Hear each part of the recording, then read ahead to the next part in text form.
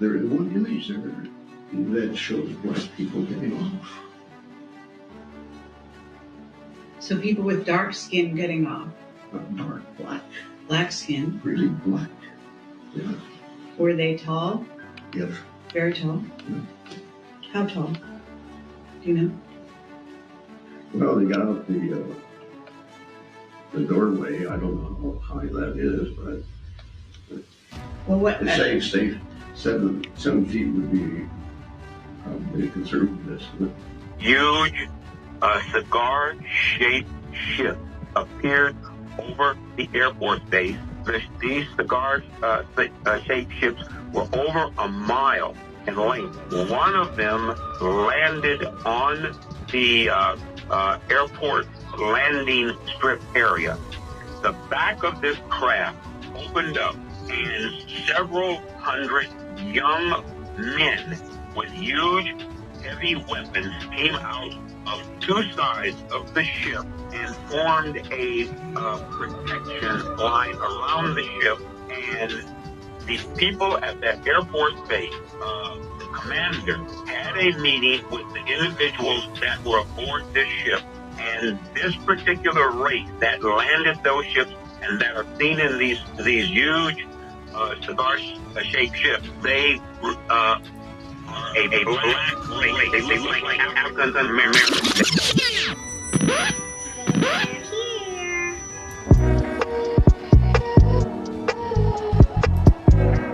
Welcome.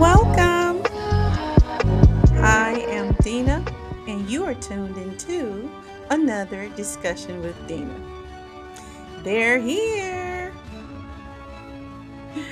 I have always felt that we have a deeper connection than most to the world around us and nature itself.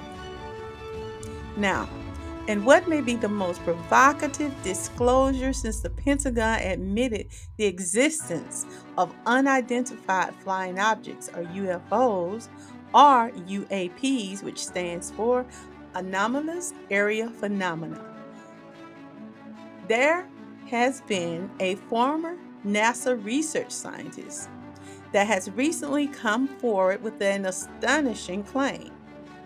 His claim is that a massive alien spacecraft landed on U.S. soil, and the beings that exited this spaceship were not the stereotypical big-eyed, weird, three-fingered beings, but they were tall, muscular, black-skinned African Americans, black people that exuded dominance and power.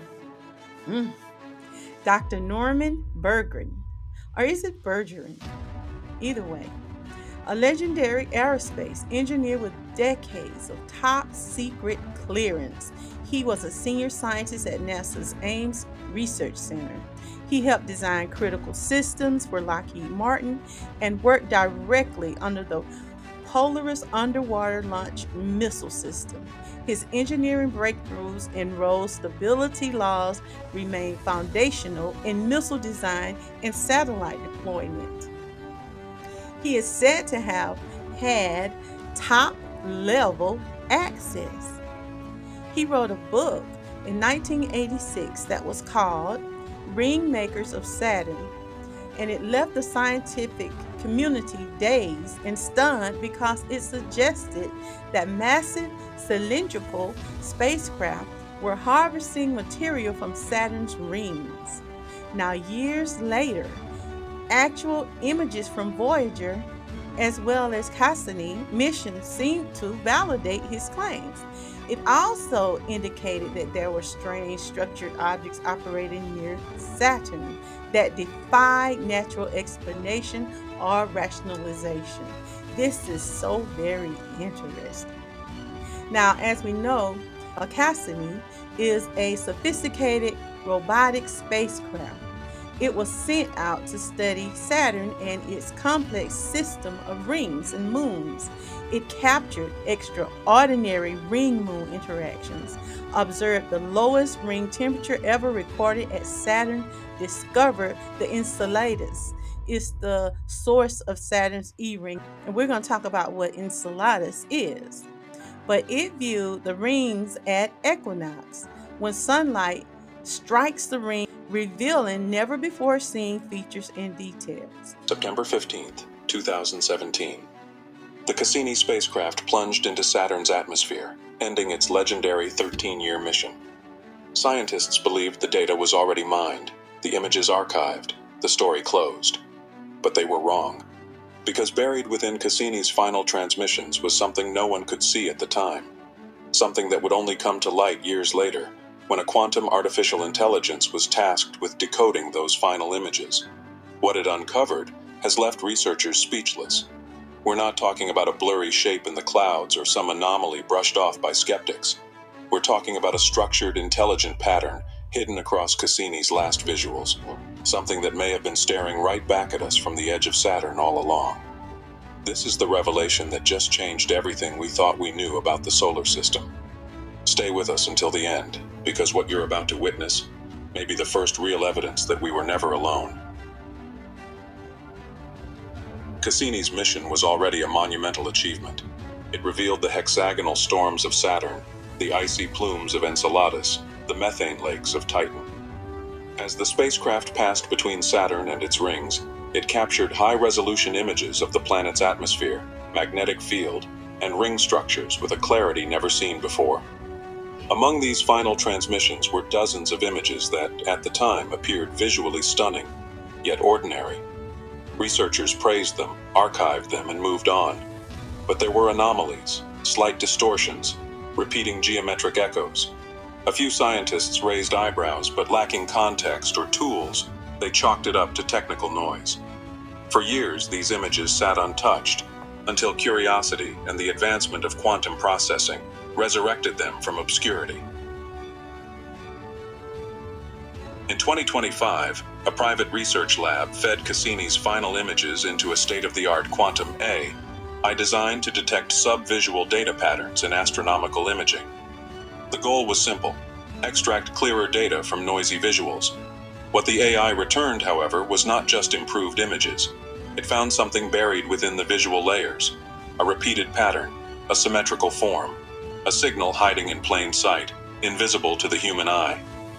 At first, researchers suspected algorithmic hallucination until the pattern appeared again and again, across separate image files, in different time frames, and at varying camera angles. The consistency was undeniable. The AI hadn't made an error. It had decoded something that had always been there, something Cassini had seen as it fell into Saturn's arms, something watching. As the team dug deeper, the pattern became even more chilling. The AI began extracting numerical sequences hidden within the pixel arrangements of the images. These weren't random. They included prime numbers, Fibonacci spirals, golden ratios, mathematical constants known across human science and often used in theoretical interstellar communication. In other words, this wasn't just a shape, it was a message. This discovery echoed the design of the Voyager Golden Record, where humanity tried to present its intelligence using universal mathematical concepts. But this time, the message wasn't being sent, it was being received. The implication? Cassini may have captured a reply, and that reply was built into the very fabric of what we thought were natural atmospheric visuals. It's as if something had anticipated we'd come looking, and left us a trail in the only language we all speak: numbers. The more images the AI processed, the clearer the picture became. In Cassini's final moments, it wasn't just photographing clouds and gas. It was recording a structured presence, like a lens distorting the space around it, one that did not behave like a natural object. Its symmetry was too precise, its motion too calculated. And then came the chilling moment. As Cassini descended lower, these patterns became more defined, until suddenly, in one final frame, they vanished, as if the entity had moved, or cloaked itself, or simply turned off its visibility once it had confirmed it had been seen. Several experts now suggest that Cassini's final transmission wasn't simply the end of a mission. It was a moment of contact, but not direct, not with radio waves or flashing lights, with geometry, presence, and silence. Something ancient, something we were never meant to understand until we could build machines smart enough to decode the truth. Well, they got out the Saturn has always held a special place in the pantheon of cosmic mysteries. More than just its mesmerizing rings or swirling storms, it's a planet that defies expectations. Scientists have long known that Saturn emits more heat than it receives from the sun, as if there's something stirring deep within, something generating energy unaccounted for. Combine that with the planet's bizarre magnetic field, which doesn't align with its rotational axis like every other planet, and you get a world that behaves like it's guarding a secret. Now, the decoded data from Cassini has cast new shadows on those old questions. The mathematical signals extracted by the AI weren't just embedded in the visuals. They seem to correlate with specific latitudes on Saturn's surface, points that align with magnetic anomalies. It's as if whatever intelligence left that message was not only aware of Saturn's unique properties, but chose to hide their signal in its most unstable, least understood regions. Regions where our instruments failed. Regions where perhaps they knew we wouldn't look until now. As news of the decoded images leaked, an intense debate erupted across the global scientific community. Was this all a strange coincidence? Pattern seeking gone too far? Or was the Cassini probe unknowingly acting as the courier of a cosmic postcard? A message left for us to find only once our minds and machines evolved enough to grasp it? Among those weighing in were leading physicists and AI theorists.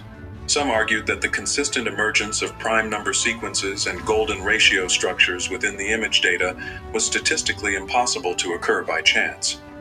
Others pointed out that nature, especially in chaotic environments like Saturn's atmosphere, doesn't arrange itself with such clean symmetry unless something else was shaping it. And here's the twist. The AI didn't just identify patterns, it anticipated them. After analyzing the first few image clusters, it began predicting where new sequences would appear in unprocessed data with stunning accuracy. This suggested not randomness, but an encoded intelligence behind the veil. A signal following rules, maybe even logic. There's one particular image that now stands at the center of the mystery. According to the mission's final logs, Cassini was set to capture a burst of rapid-fire images in its last moments before disintegration. Those final milliseconds should have produced a data stream of 12 distinct frames. But when the logs were reviewed after the decoding, only 11 images existed. One was missing. That's not a simple glitch. Engineers confirmed the sequence was transmitted in full. The missing frame wasn't lost in transit. It was never decoded. When the quantum AI reanalyzed the raw binary data, it located the packet, but the content was scrambled beyond repair, like a lock without a key. Some experts now believe this 12th image may have contained the clearest evidence of all, a direct form, a shape, perhaps even a symbol. And whatever it was, it triggered an encryption mechanism that our current tools cannot crack. Why would that happen unless someone, or something, wanted it that way? Since the Cassini revelation surfaced, a strange unease has rippled through the astrophysics world. There has been no official NASA statement on the decoded images.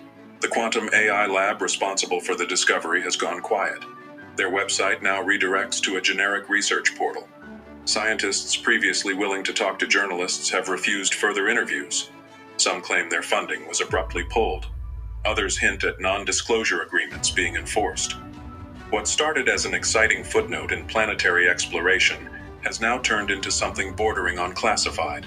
Some call it paranoia, others a cover-up. But in the silence, there's one message that's crystal clear. Something was seen, something was decoded, and someone doesn't want us to fully understand what Cassini brought back from the clouds of Saturn. In the grand tapestry of space exploration, Cassini was supposed to be a final chapter, an elegant dive into Saturn's atmosphere, closing the book on one of NASA's most successful missions. But what we've uncovered may not be a closing chapter at all. It may be a prologue, a warning, or perhaps a whispered invitation. The idea that an artificial intelligence, trained decades after Cassini's mission ended, could extract a hidden pattern embedded in its final transmissions is not just poetic, it's unprecedented. It means the tools we use to explore the universe are evolving faster than our understanding of what's out there. And maybe, just maybe, the universe knew that. Maybe it waited for us to catch up. Because if a machine can decipher what human eyes missed, if a spacecraft unknowingly recorded the echo of an intelligence far greater than ours, then one question haunts us all. Who or what left the message? And how long have they been watching us watch the stars? Now, Enceladus is one of Saturn's many moons.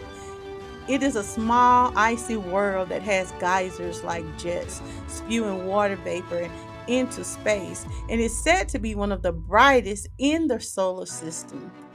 One of the brightest objects also in our solar system, it is said to be that it is covered in water, ice that reflects sunlight like freshly fallen snow, and it reflects almost 100% of the sunlight that it strikes.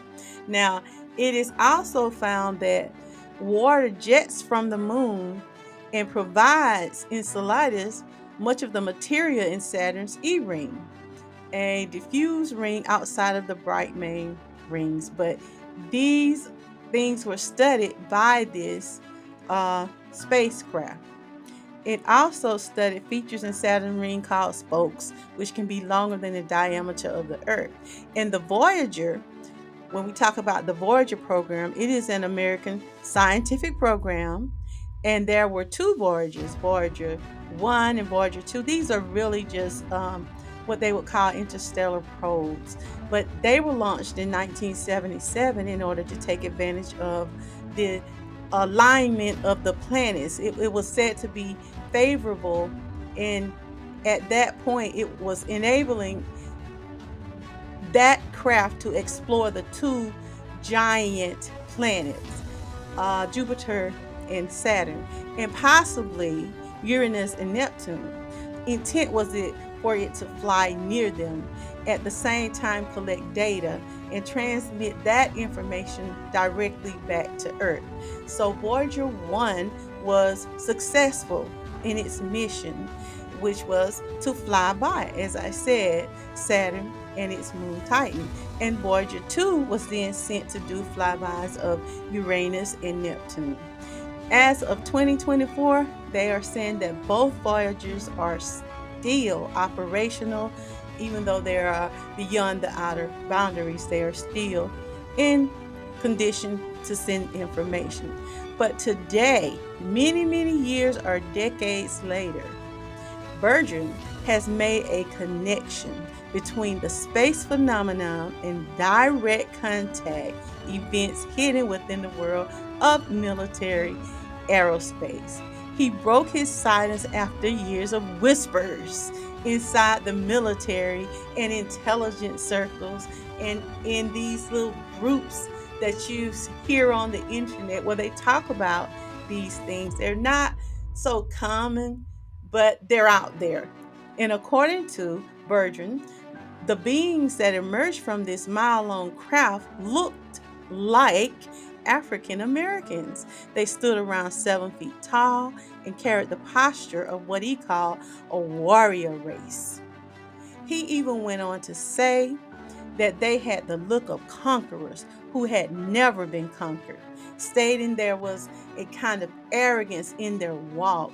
These were not little green men, he said. These were beings of power. Okay, ladies, I know what you're thinking, but just hold your horses. Don't rush out just yet and get your hair and nails done. I'm told we have until November. So not just yet. You got time. November is my birth month, and it's a few months away. So just listen a little longer. According to Bergrun, the landing occurred during a classified operation at a remote Air Force base where military and intelligence personnel were allegedly forced to swear lifelong secrecy or conveniently disappeared. He says the ship was over a mile long and that this ship was dwarfing any known aircraft and that it exhibited propulsion capabilities that suggested near limitless power. Ooh.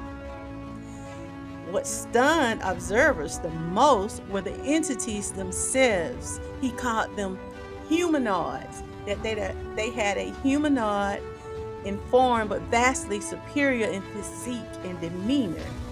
Their skin was dark, he said black, not gray, and their bearing was arrogant. They keep using that word arrogant. Hmm. Like being accustomed to dominion. They did not behave like explorers or envoys. They behaved like rulers returning to inspect their territory. These weren't visitors, he said. These were rulers, and they hadn't come back to negotiate. Ooh, I don't know whether to be scared or flustered, but I'm claiming those as some of the original people. Now, but that description, wow. The racial specificity of Bergrun's description has set off intense debate in UFO research communities.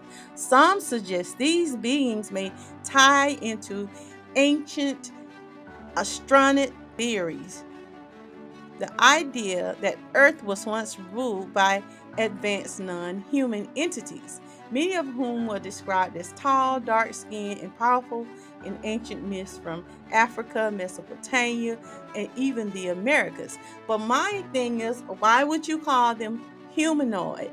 Where did that part come from? What made them think that they were possibly humanoids and not just original people?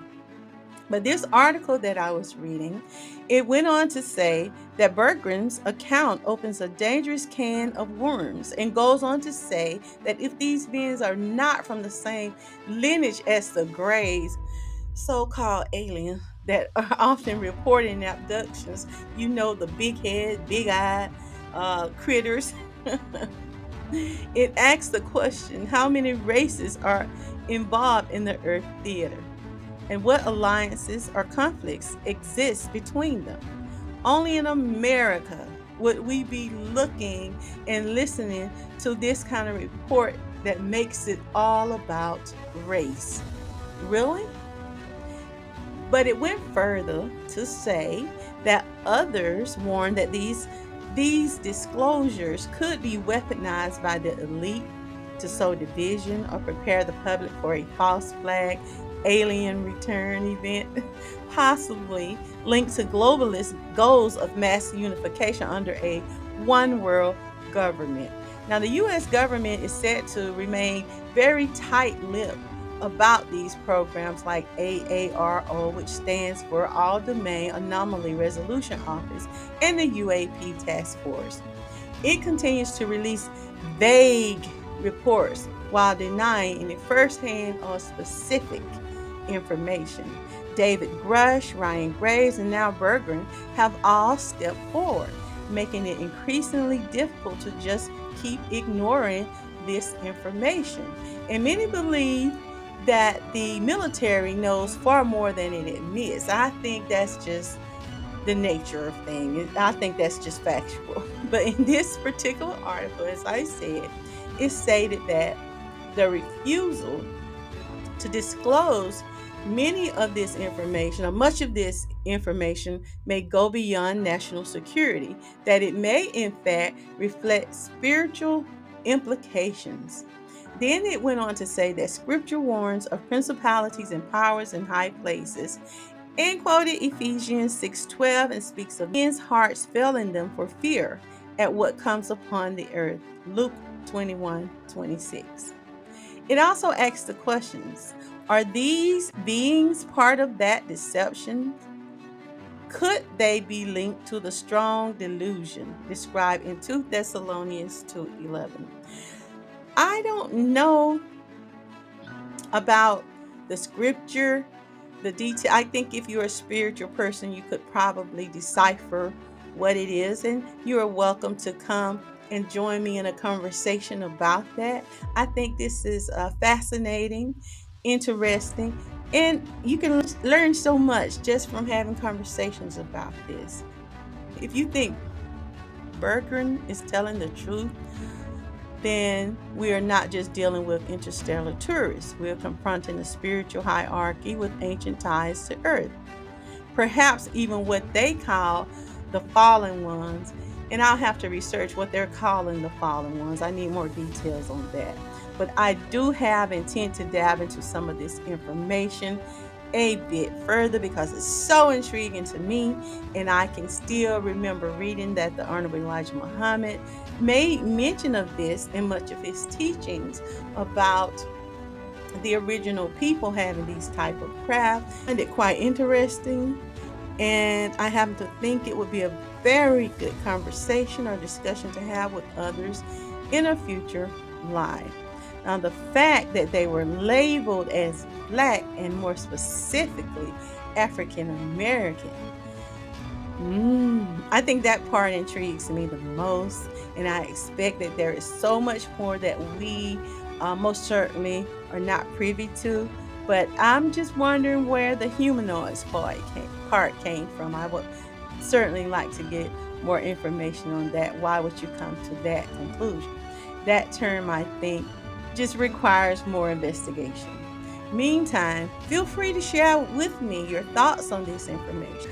Will you be prepared to meet these invaders or tourists or friends or just original people of the earth returning? What do you think about this? Subscribe and leave me your thoughts in the comment section and join me for a future, more in-depth conversation on this topic. I want to thank you for listening, and I invite you to join me again for another discussion with Dena. Ta-ta! This concludes your daily discussions with Dena. Join us Monday through Friday at 12:30 p.m. Like, share, subscribe, and leave a comment.